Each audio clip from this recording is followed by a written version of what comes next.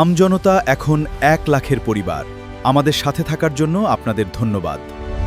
ভারত থেকে ২৭ সাল থেকে ভারতের থেকে কোনো রপ্তানি হবে না। ভারতের ভেতরে মিছিল হবে, ভারতে এরা মিছিল করবে। আপনি নিশ্চিত থাকেন। Thank you very much. Sir looks bit, তাই নাকি? আমি অসুস্থ হতো, বিউটিফুল লাগছে। Thank you very much. আপনাকে বললাম তো মিছিল হবে অলরেডি আজকে, কিন্তু চাকমা নেতারা বলেছে যে বাংলাদেশে যেন কোনো জিনিস রপ্তানি না করে। এখন বলতো সেটা নাকি দেশ বিরোধী। কত বড় ফাত্রামি! এটা দেশ বিরোধী? এরাই তো বলে ইন্ডিয়া বয়কট। ইন্ডিয়া বয়কট করে তুমি দেশ থেকে তেল আনবা কেন? আমি নিজেই তো বলবো, জানুয়ারির সময় তো আমি আমরা তো মিছিল করেই বলেছি ভারতীয় পণ্য বয়কট, ভারতের কোনো জিনিস এখনো আমরা বলি, কিন্তু আমাদের সরকার ঠিকই ভারতের পা চাটতেছে যে ওদের পণ্য নিয়ে আসতেছে। সোজা করে ফেলবো। ডিসেম্বরের মধ্যে ব্যারাকে যদি সেনাবাহিনী না ফিরে, এই সেনাবাহিনী মিশন, মসমসা মিশনের পাতা, ওটা কিন্তু বন্ধ হয়ে যাবে, নিশ্চিত থাকেন। আর ২৭ সাল থেকে বাংলাদেশে ভারত না বিদ্যুৎ রপ্তানি করবে না জ্বালানি দিবে। কয়দিন টিকবেন আপনি? আপনি দেখেন না ডিসেম্বর পর্যন্ত টিকতে পারেন কিনা। পাকিস্তান নিজেই তো বিকারিস্তান, আপনারা কি দিবে? জঙ্গি আর সন্ত্রাসী ছাড়া আপনারা কি দিবে? কি দেবে? আর একটা জিনিস বলি, এই বাংলাদেশকে কেন্দ্র করে পাকিস্তান যদি ভারতে হামলা করার স্বপ্ন দেখে থাকে, আপনি নিশ্চিত থাকেন লাহোর উড়াই দিবে আগে। বাংলাদেশে হামলা করার আগে যদি কখনো বাংলাদেশের সাথে ভারতের যুদ্ধ করতে হয়, তার আগে দেখবেন সে লাহোরে হামলা করছে, তার আগে দেখবেন যে করাচিতে হামলা করছে ভারত, তারপরে বাংলাদেশে আসবে।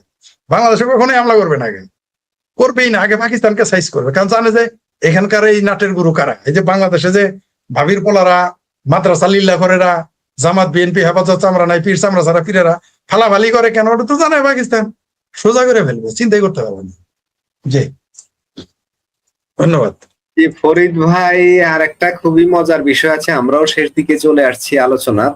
আমাদের রাশেদ হায়দারকে আসার কথা ছিল, উনি বোধহয় ওনার লাইভটা সমস্যা আছেন, এখনো শেষ করতে পারেননি সম্ভবত।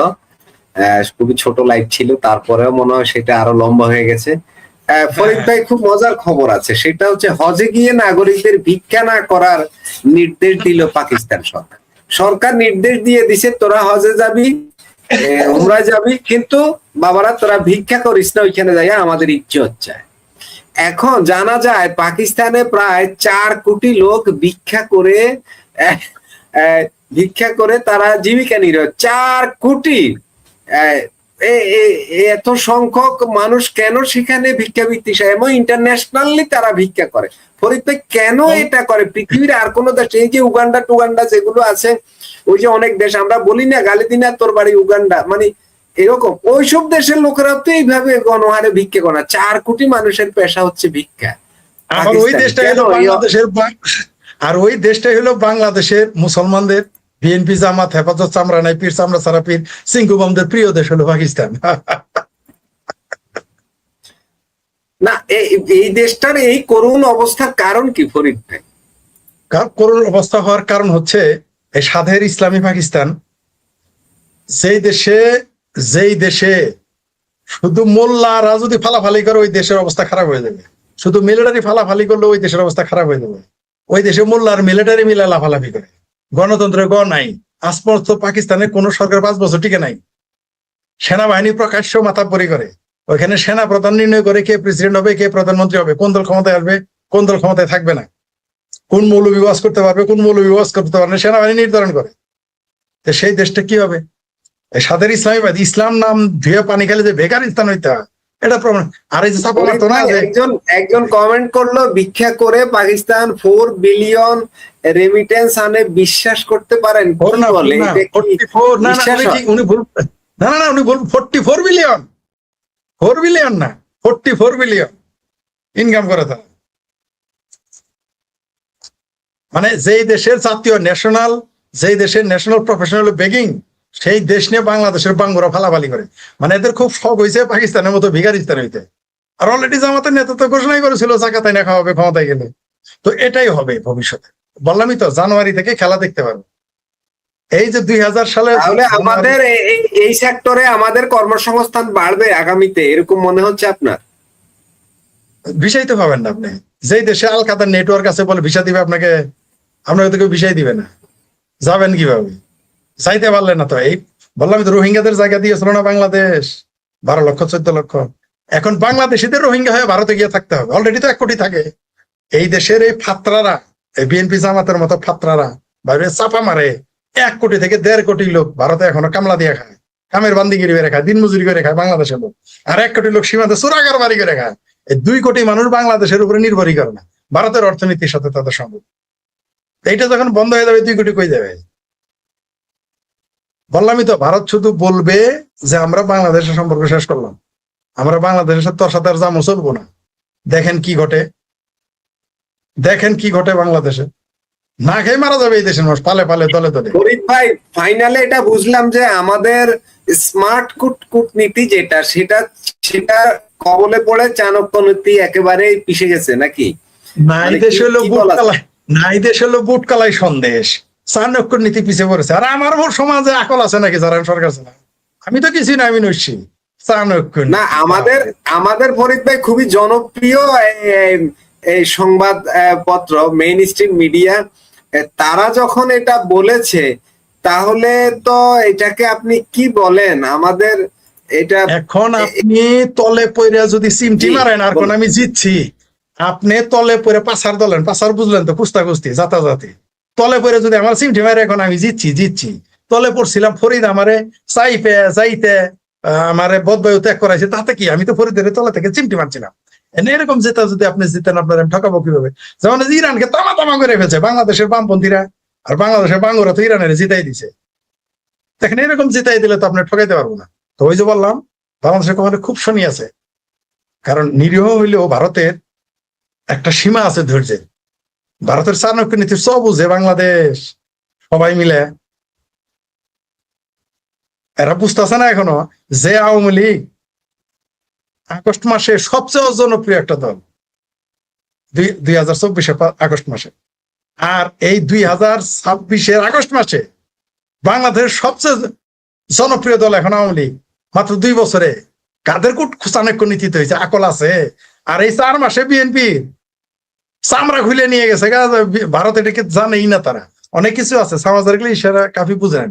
এই মুহূর্তে সবচেয়ে অজনপ্রিয় দলটার নাম হচ্ছে বিএনপি, সবচেয়ে অজনপ্রিয় দল এই 4 মাসে। এটা কার কূটনীতি এটা জানে এরা? স্মার্ট কার্ডালার যে কোনো এত তাদের কূটনীতি, এত তাদের যোগ্যতা, গ্রহণযোগ্যতা। সেনাবাহিনী ব্যারাকের বাইরে কেন, এটা তো আমি বুঝি না। আবার ভারতের থেকে তেল আনতে হয়, বুঝতে পারবে। ডিসেম্বরটা শুধু পার হইতে দেন, কোথাকার পানি। এই যে ফরিদ ভাই, আমরা বিগত ওই যে আওয়ামী লীগের সময়, শেখ হাসিনা সরকারের সময় ভারত থেকে আমদানি হতো আমাদের 7, 7.5 বা 8 বিলিয়ন ডলার। এখন সেটা আসে 14 বিলিয়ন ডলার, মানে ডাবল হয়ে গেছে।